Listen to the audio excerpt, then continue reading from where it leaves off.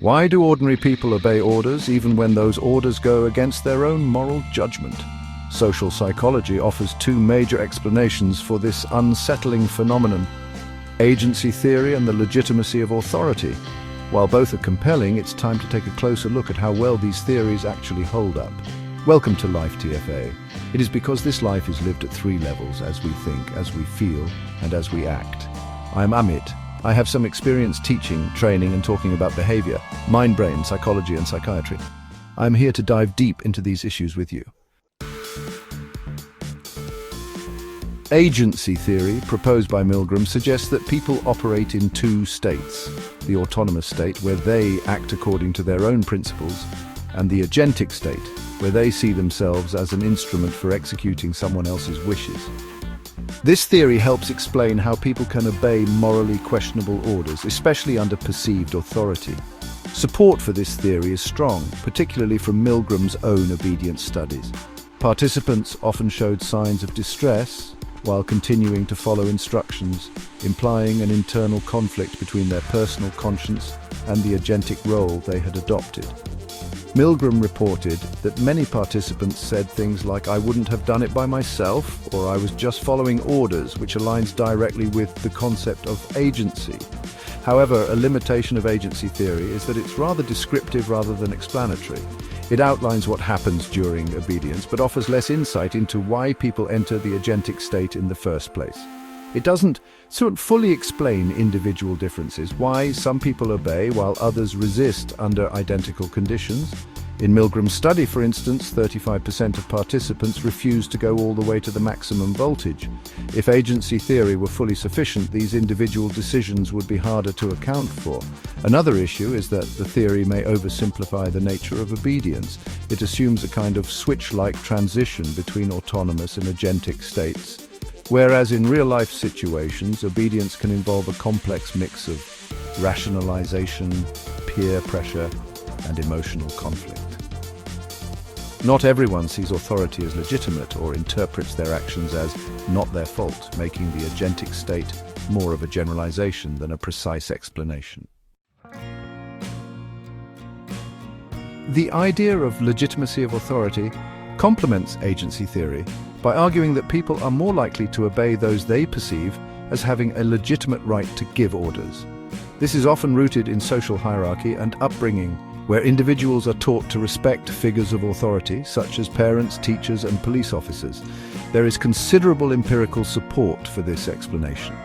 Cultural studies show that obedience levels vary across societies depending on how authority is viewed. For example, cross-cultural research has found that obedience to authority is higher in countries with a strong respect for hierarchy, such as Germany or Japan, compared to more individualistic societies like Australia. This supports the idea that perceptions of legitimate authority are not universal but shaped by cultural norms. Legitimacy of authority also helps explain troubling historical events.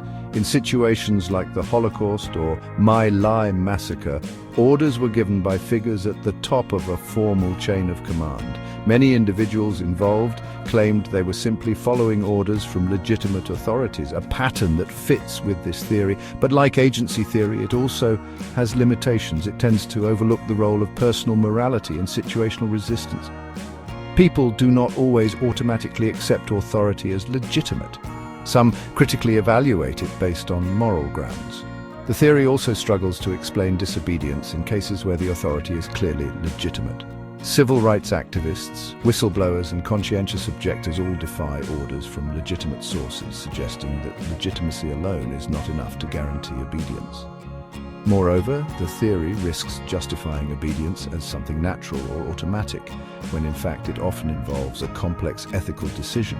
By framing authority as a key trigger for obedience, it can unintentionally downplay personal responsibility, which is problematic both ethically and socially.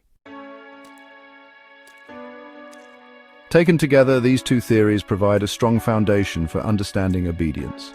Agency theory explains the psychological mechanism that allows people to carry out orders without personal guilt, while legitimacy of authority explains why they follow certain people in the first place. The theories complement each other well, one addressing the how, the other the why, but neither should be viewed as a complete explanation in isolation. Obedience is a multifaceted behavior influenced by personality traits, context, group dynamics, and cultural expectations.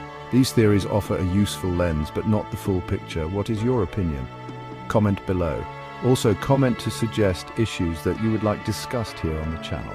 And don't forget to like, share, and subscribe. Understanding obedience means more than just looking at who gives the orders and who follows them. It requires a deeper analysis of psychological states, cultural conditioning, and the social frameworks we live within.